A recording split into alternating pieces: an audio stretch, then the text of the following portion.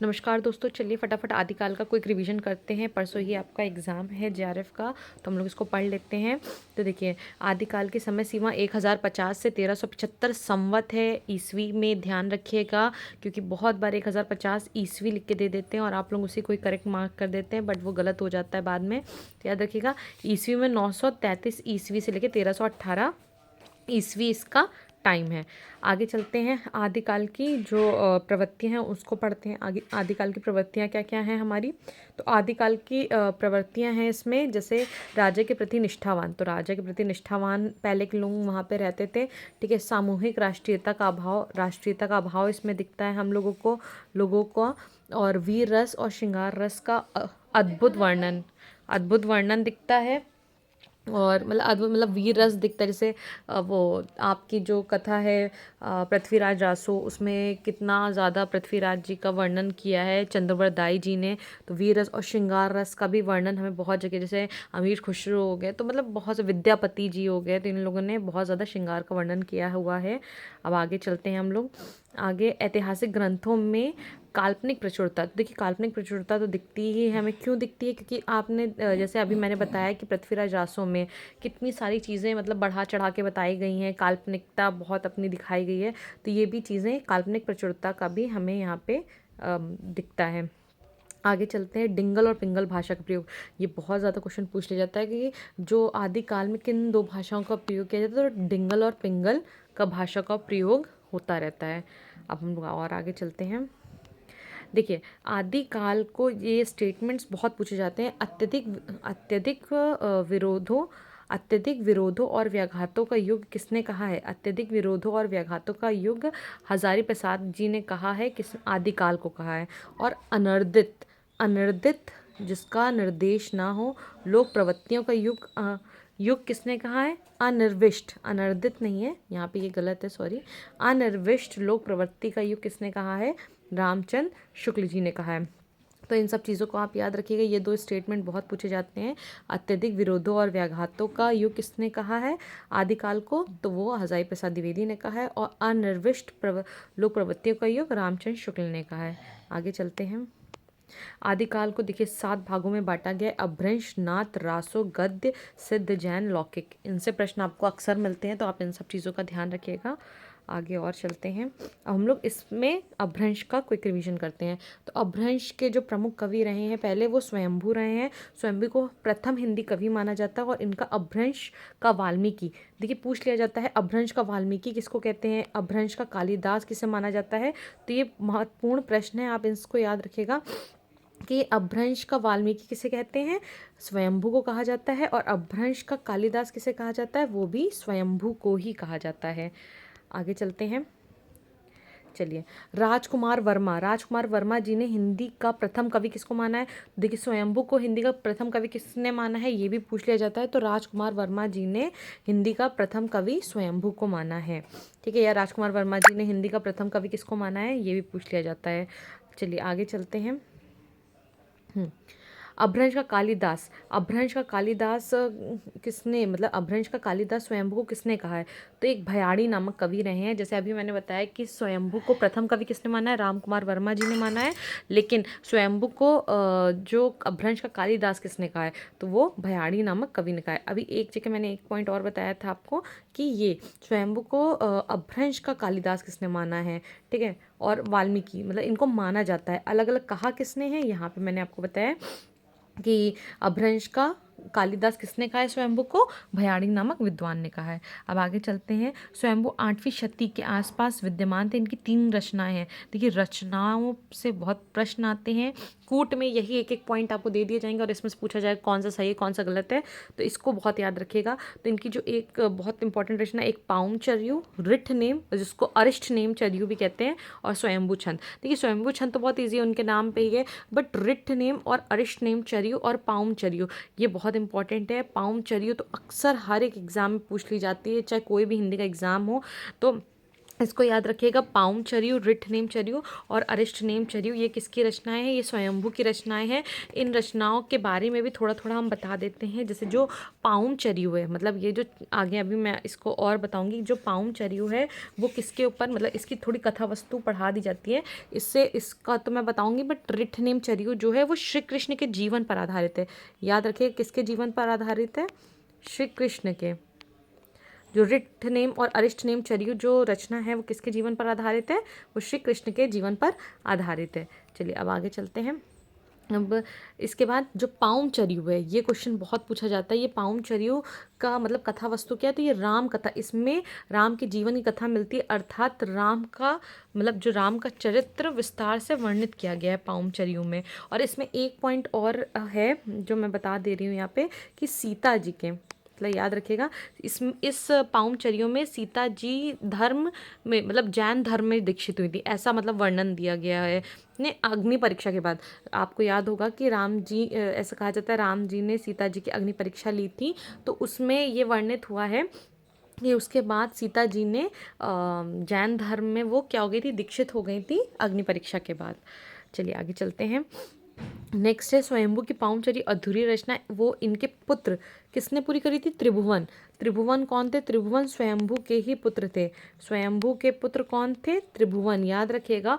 और इन्होंने कितना क्या पूरा किया था? ये भी सॉरी एक सेकंड, ये बार बार हो जा रहा है। हाँ, तो इन्होंने क्या पूरा किया था ये याद रखिएगा। इन्होंने जो स्वयंभू जी की जो ये रचना है, कौन सी? पाउमचर्य, इसको पूरा किया था इनके पुत्र त्रिभुवन ने पूरा किया था। और क्या क्या पूरा किया था? 5 कांड और 90 संधियाँ। कितने कांड?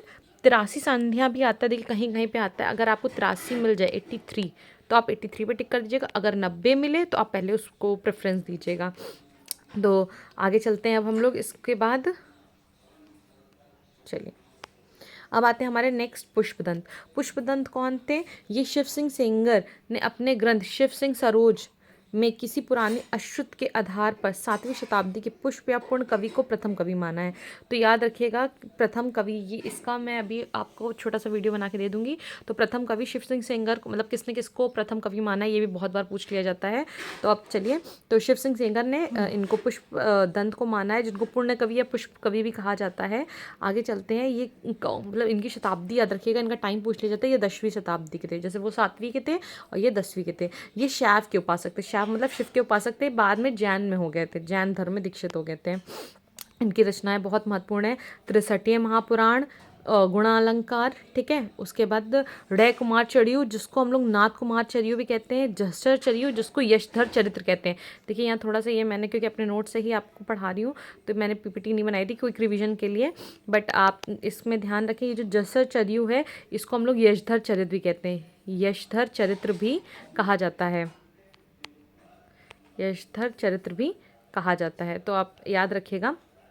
चलिए आगे चलते हैं। और इनकी और कौन सी रचना है? इनकी उत्तर पुराण है, महापुराण, तो उत्तर पुराण, आदि पुराण, ये भी पूछ लिया जाता है। और ये आदि पुराण जो है, इनकी जो आदि पुराण रचना है, ये भी बहुत पुरानी रचना है और बहुत महत्वपूर्ण है।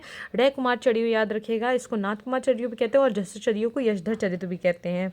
ठीक है, आगे चलते हैं। इनके अपभ्रंश का व्यास, देखिए अभी मैंने आपको पीछे बताया था स्वयंभू को अपभ्रंश का वाल्मीकि भी कहा जाता है, ठीक है। अपभ्रंश का वाल्मीकि, अपभ्रंश का कालिदास, तो ये किसने कहा था? कालिदास भयाणी नामक कवि ने। लेकिन अपभ्रंश का व्यास किसने कहा है? अपभ्रंश का व्यास और किसको कहा है?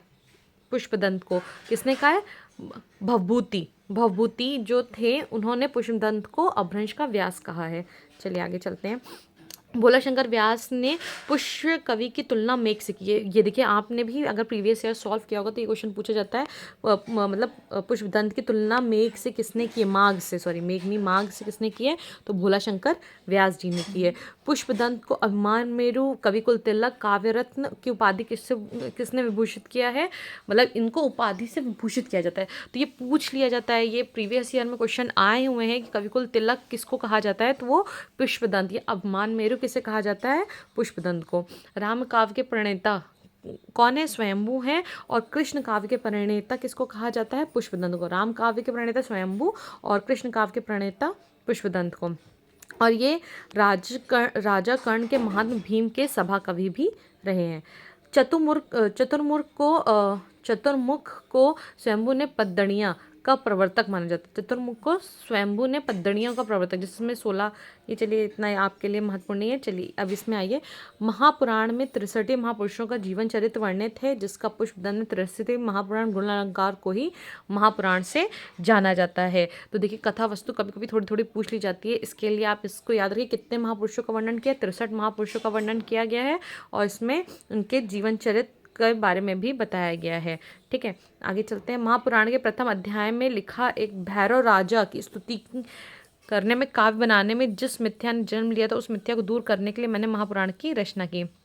तो मतलब महापुराण का जो प्रथम अध्याय लिखा गया है कि भैरव राजा की स्तुति में काव्य बनाया गया है, तो ये एक मिथ्या बात थी, उसी को ही मतलब उसको मिथ्या को दूर करने के लिए ही इन्होंने रचना की है। और इसकी अब मोस्ट मोस्ट मोस्ट इंपॉर्टेंट पंक्ति आ रही है, जो हर पेपर में मोस्टली पूछ ली जाती है कि ये किसकी रचना, ये किसकी पंक्ति है। पडु तडी वडर पढ़िए बेडायल रुचिए सिय दावड़ो रचिए मत मोर कलकल रव पूरी इसले कावड़ो। तो याद रखिएगा, ये पंक्ति बहुत इंपॉर्टेंट है। चलिए अब नेक्स्ट आ जाते हैं हमारे धनपाल। धनपाल अपभ्रंश के तीसरे प्रमुख कवि है। धनपाल 10वीं शताब्दी के थे। देखिए शताब्दियाँ बहुत अच्छे से याद रखिएगा, कौन किस शताब्दी का था, तो ये 10वीं शताब्दी के थे। इनकी रचना बहुत बार पूछी गई, भविष्यत कथा और भविष्यत कहा। देखिए भविष्यत कहा और भविष्यत कथा, इसमें एक वर्णिक बनिया कथा है। कितनी बार ये कथा वस्तु से बहुत प्रश्न आते हैं इसमें कि भविष्यत कथा में किसकी मतलब क्या इसकी कथा वस्तु रही है। तो याद रखिएगा एक बनिया की, वणिक बनिया की कथा कही गई है। ठीक है, तो ये सब इंपॉर्टेंट है आपके लिए, तो याद रखिए। अब देखिए यहाँ वाक्यपति राजा मुंज के सभा कवि ऐसा बताया जाता है, और धनपाल को सरस्वती की उपाधि मिली थी। अब नेक्स्ट आते हैं हमारे अब्दुल रहमान का समय 12वीं शताब्दी का उत्तरार्ध, मतलब बाद में, उत्तरार्ध मतलब जैसे 1250 के बाद, ऐसे 12वीं शताब्दी का उत्तरा और 13वीं शताब्दी का आरंभ, मतलब 1350 से पहले, इस तरीके से माना जाता है। इनको अध्ययमाण भी कहा जाता है। तो बहुत प्रश्न पूछा जाता है, अध्ययमाण किसे कहा जाता है, तो अब्दुल रहमान को कहा जाता है। ठीक है, इनकी रचनाओं षड ऋतु का वर्णन मिलता है, तो ये याद रखिएगा, षड ऋतु वर्णन कौन करता है, अब्दुल रहमान जी। ठीक है, इसके बाद की पहला धर्मेतर ग्रंथ, ये बहुत बार क्वेश्चन पूछा जाता है कि प्रथम मतलब पहला धर्म से इतर ग्रंथ अब्दुल रहमान द्वारा लिखा गया था, संदेश रासक। संदेश रासक पूछा जाता है किसकी रचना है, संदेश रासक किसकी रचना है, अब्दुल रहमान की। और ये पहला धर्मेतर ग्रंथ है, धर्म से अतर। यह एक खंड काव्य, ये क्या है, एक खंड काव्य, इसको याद रखिएगा, जिसमें विक्रमपुर की वियोगिनी की विरह कथा वर्णित है। चलिए आगे चलते हैं। इस संदेश रासक रचना में नक्सिक वर्णन की परंपरा करी गई है। नक्सिक वर्णन की परंपरा मिलती है, और नक्सिक मतलब हर एक छोटी से छोटी चीज़ की, नक्सिक नाक से लेकर नीचे अंगूठे के नाखून तक हर एक चीज़ की। और ये अपभ्रंश की पहली श्रृंगारिक रचना, देखिए कितनी महत्वपूर्ण बात यहाँ पे बोल दी गई है कि ये अपभ्रंश की पहली श्रृंगारिक रचना है, तो आप इसको भी याद रखिएगा। और इसमें क्या क्या मिलता है, इसमें 3 प्रकरण मिलते हैं, 223 छंदों का वर्णन है, और ये सुंदर खंड काव्य है। ये क्वेश्चन PYQs में पूछा गया है, तो आप इन सब चीज़ों को याद रखिएगा। नेक्स्ट आता है जिनदत्त सूरी। जिनदत्त सूरी कौन थे, ये 12वीं शताब्दी के थे। जिनदत्त सूरी द्वारा लिखित ग्रंथ था, इसको उपदेश रसायन राम कहा जाता है, और कुछ जैन रस काव्य परंपरा का प्रथम काव्य माना जाता है। जो जैन साहित्य का प्रथम काव्य जिनदत्त सूरी का ही उपदेश रसायन रास को मतलब जैन रास का प्रथम ग्रंथ माना जाता है, और इसमें उपदेश रसायन रास अपभ्रंश भाषा का प्रथम ग्रंथ माना जाता है। देखिए इसके आगे भी है, उपदेश रसायन रास को अपभ्रंश का प्रथम ग्रंथ भी माना जाता है। कि अपभ्रंश, क्योंकि अभी हम लोग अपभ्रंश पढ़ रहे हैं, अपभ्रंश साहित्य पढ़ रहे हैं, तो अपभ्रंश साहित्य का भी प्रथम ग्रंथ किसको माना जाता है, उपदेश रसायन रास को। उपदेश रसायन रास में कितने पद मिलते हैं, तो 80 पद मिलते हैं हमें। उपदेश रसायन रास में कितने पद मिलते हैं, इसमें नृत्य गीत रास काव्य है। ये क्या है, नृत्य गीत में रासलीला हुई है, तो उसका ही ये काव्य है। ठीक है, इसमें दोनों श्रृंगार के दो पक्ष होते हैं ना, संयोग और वियोग, तो इसमें दोनों पक्षों का बताया गया है। चलिए आगे चलते हैं। अब जोयिंदु आ गए। जोयिंदु जिनको हम लोग योगेंद्र भी कहते हैं। ठीक है, तो ये कौन थे, 6वीं शताब्दी के कवि रहे हैं। ये सबसे पहले, देखिए 7वीं शताब्दी में स्वयंभू है, उनसे पहले ही जोयिंदु रहे हैं, ये अपभ्रंश में हुए हैं। इन्होंने दोहा काव्य का आरंभ किया जाता है, तो पूछा लिया जाता है दोहा काव्य का आरंभ किसने किया है, तो जोयिंदु ने। इन्होंने 2 पुस्तक की रचना की है, परमात्म प्रकाश एंड योगसार। परमात्म प्रकाश और योगसार इनकी रचनाएं हैं। ये रचनाएं बहुत इंपॉर्टेंट है, पूछ ली जाती है। योगसार किसकी रचना है, तो जोयिंदु की है। आगे चलते, अपभ्रंश की अधिकतर रचना किसमें हुई है, याद रखिएगा, अपभ्रंश की अधिकतर रचना दोहा शैली में हुई है। चलें, मुनि राम सिंह कौन थे? अब ये आगे हैं लास्ट, जैन साहित्य के रहस्यवादी कवि मुनि राम सिंह, जिन्होंने क्या लिखा है? पाहुड़ दोहा। पाहुड़ दोहा पूछ ली जाती है किसकी रचना है, तो वो मुनि राम सिंह की है और ये 11वीं शताब्दी के रहे हैं। ठीक है, ये याद रखिएगा, पाहुड़ दोहा किसकी है? मुनि राम। पाहुड़ दोहा का मतलब होता है दोहों की माला। ठीक है, दोहों की माला। आगे चलते हैं, ये यहाँ पे ये एक एडिशनल पॉइंट लिखा हुआ था, भट्टेश बाहुबली रास के रचयिता शालिभद्र सूरी है, तो ये तो मैं आगे आपको बताऊंगी जब हम लोग आगे दूसरा जैन साहित्य पढ़ेंगे। अब अपभ्रंश के मुख्य कवि एक बार नाम देख लेते हैं हम लोग अपभ्रंश के। जोइंदू 6वीं शताब्दी, स्वयंभू, फिर पुष्पदन, धनपाल, राम सिंह और अब्दुल रहमान। यहाँ पे ये आपका ख़त्म होता है और इसके बाद हम लोग सिद्ध साहित्य शुरू करेंगे। धन्यवाद।